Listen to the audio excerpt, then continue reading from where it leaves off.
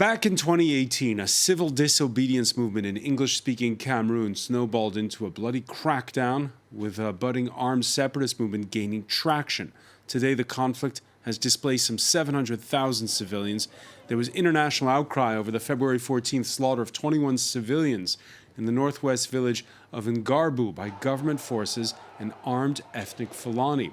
According to Human Rights Watch, the victims included 13 children and a pregnant woman.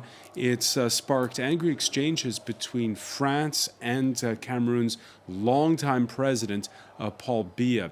For more, we turn to Laura Angela Bagnetto of sister station Radio France International, back with from Cameroon, and you spoke with some of those who were caught in the crossfire. You're publishing right now a 4-part series on RFI.fr. Yes.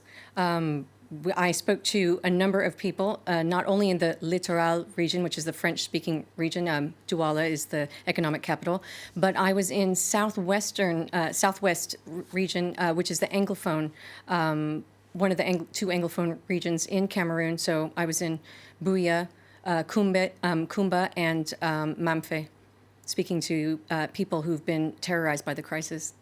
Terrorized by the crisis, and some with graphic depictions. We can show the map of the areas here where you went in the southwest region.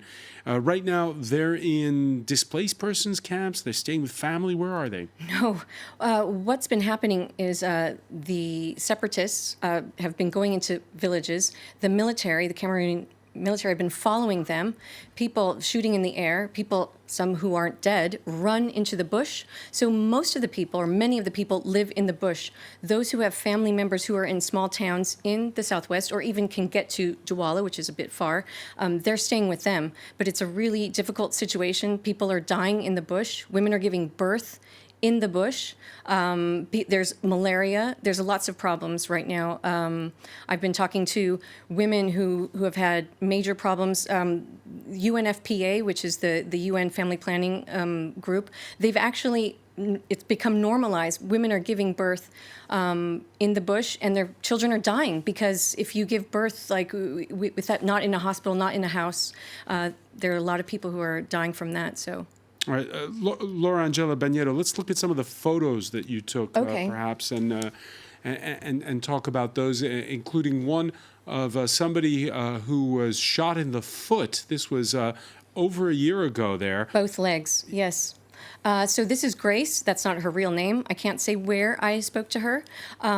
What happened was one of her neighbors, who was a young man, ran past her house into the bush, and so the military thought that she had some connection to him. She didn't. They opened the door to her house and said, "Where is he?" She didn't know she was inside her house. They shot her. This is what she's told me, in both legs, screaming. Everybody had run into the bush. They smuggled her to the hospital. Then she told me that the military had been looking for her. They came into the hospital. They hid her in the cupboard. I won't say what hospital. And now she's in an undisclosed location, and she wanted to tell her story, but she was absolutely terrified. Now, this is...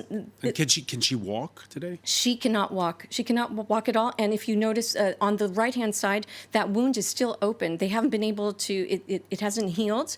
And so she's really in a bad situation. She owes almost $2,000 US to the hospital, but she has no way to take care of herself. And it's really, she's just one. I interviewed so many people, and this is just one story. There are many stories like this. But I must say that it's not just the military who are attacking civilians, from all the stories that I've been told, but also the separatists. They're also conducting searches. They're also killing people.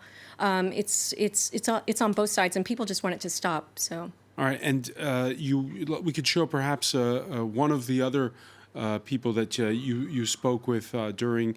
Tell us who this is. Okay, so this is Gabriela. She's the perfect example of how terror has attacked these families on both sides. She has 7 children. She was at home, and the military came in, shot in the air, killed her husband. Her son, her oldest son, 15 years old, was at the barber shop. he was guilty of being male and Anglophone. The military shot him dead.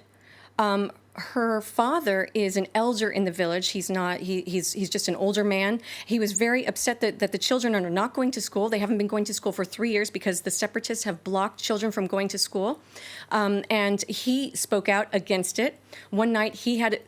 This is all within the span of 3 weeks that this woman lost 3 men in her family. The separatists knocked on her door and they shot her father dead. So now she's in Mamfe. She has 6 children to take care of, and when I spoke to her, she hadn't eaten in 2 days. So, and this is, she's basically cleaning to see if people can give her some rice, not even money, because she's that desperate. That desperate, and the humanitarian aid groups have had a hard time of it. Definitely. And you reported on that, on how difficult it's been for them to access people like her. That's prompted a reaction from the Cameroonian government, which you've published on RFI.fr.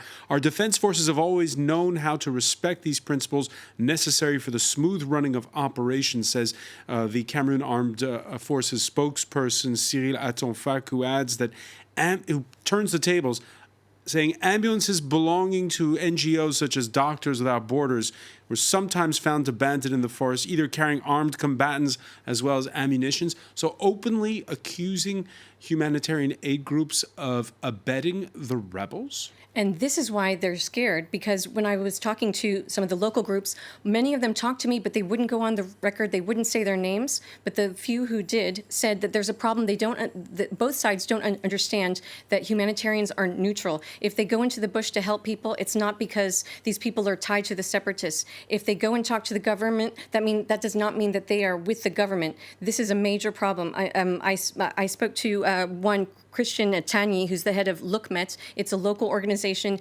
in Buea, and he has a major problem with that. But they're trying to educate both sides to tell them this is important. We need to get to the people. The people are dying in the bush, and we need to help them now.